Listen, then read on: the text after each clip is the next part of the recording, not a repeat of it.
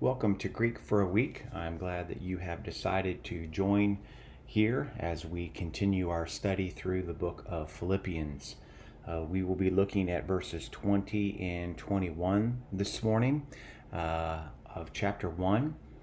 And again, we're still looking at the paragraph of verses 12 through 26. We began back in 18, the latter half of 18 or 18b.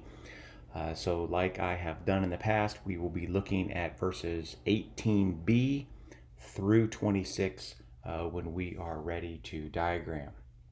So I want to go ahead and translate here. Again, you'll see verse 20 and verse 21 here. Verse 20 again is quite lengthy, so we'll get through it and then we'll get on to verse 21.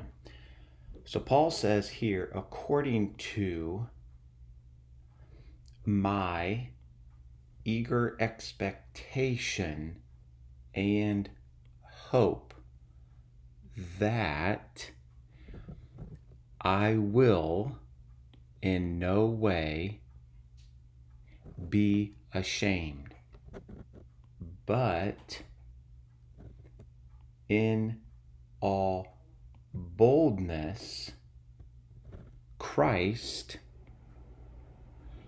even now as always will be exalted in my body, whether through life or whether through death. For to me is living is Christ, and dying is gain. So I want to look at a couple of things here, especially in verse 20. There'll be several things that we touch base here. So if you look, and again, keep in mind the majority of the conversations that I have each week are conjunctions, they are prepositions, verbs. Especially your conjunctions and your prepositions, those are your syntactic markers. Those are your relationship pieces of information. They relate to phrases, they relate words together, and I think those connections are important because the author is bringing quite a bit of information. Like, for example, quite a bit of information in here. And he's going to carry that through the rest of the verse. Well, how is he going to do that? Well, he's using that through the conjunction hati. So that particular hati there is one of content, which means that it's the content of what it is that Paul's expectation and hope is, which is found in this phrase right here.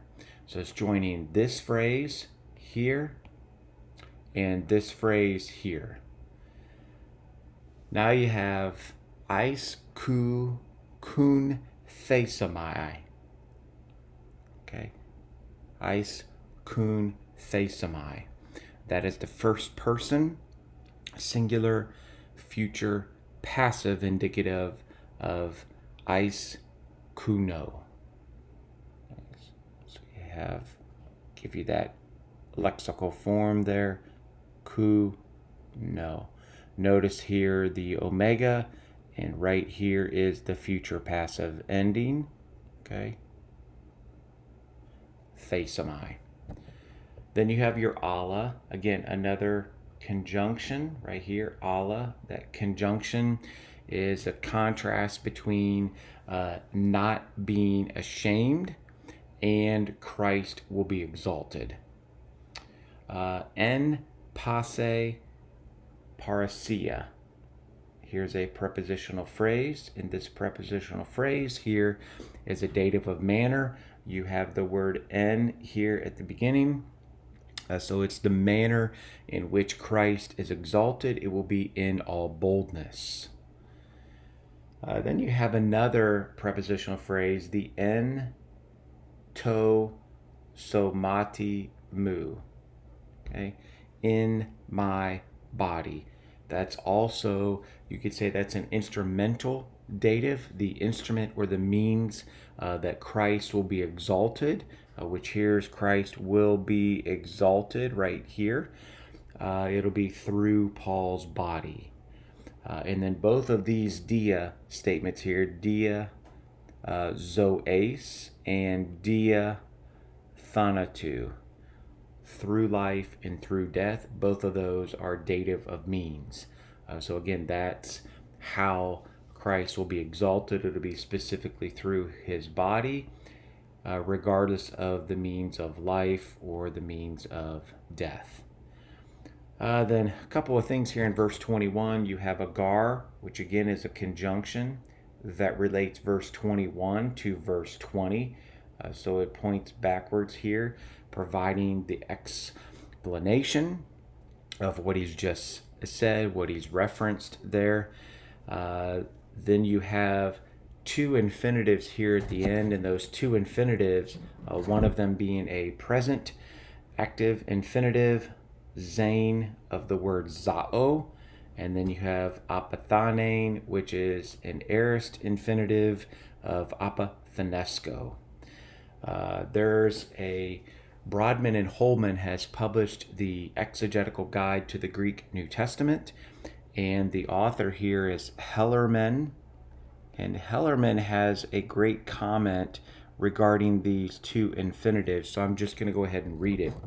He says here, the tenses of the infinitives, which here again is present and here is aorist, are lexically formed. Zane accentuates the process of living. The act of death, apathanein, is neither progressive nor repetitive. Hence, you have present and aorist. Hope this has been helpful. That's been verses 20 and 21. And this will complete my third year of doing Greek for a week. This is week 52 of year 3. And we've walked through the book of Philemon. We've walked through 1st, 2nd, and 3rd John. And we're well on our way here with Philippians. Have a great week.